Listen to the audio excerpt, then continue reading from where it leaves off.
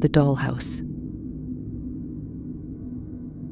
The garage sale was nearly over when Thea spotted an old, intricately crafted dollhouse tucked into the corner of a dusty table. Something about it felt oddly magnetic, so she brought it home, excited to set it up in her room. Each room inside was a miniature replica of a real home, complete with tiny furniture, delicate little curtains, and porcelain dolls posed in different rooms. That night, as she lay in bed, she heard a faint, hurried whispers, like a conversation held in a distant room. She brushed it off at first, but as she lay still, the whispers became clearer, sounding like desperate voices, pleading. She sat up frowning and glanced toward the dollhouse. Curious but apprehensive, she crept over to it. When she peered inside, her stomach twisted in terror. Each tiny room held small porcelain dolls, but this time, all of them are miniature versions of her family. But unlike earlier, these dolls weren't calm.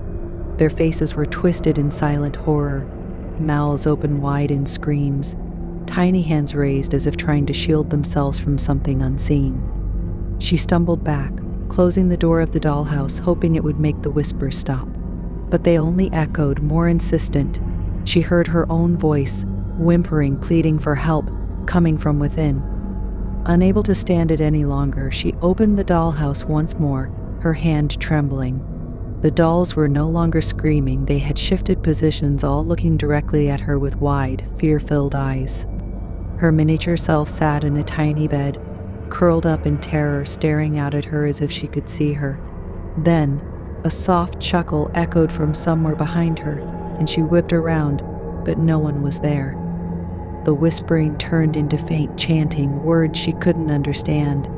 She turned back to the dollhouse, only to find the doll that looked like her had moved closer, her tiny hands pressed against the glass window, pounding silently, desperate to get out.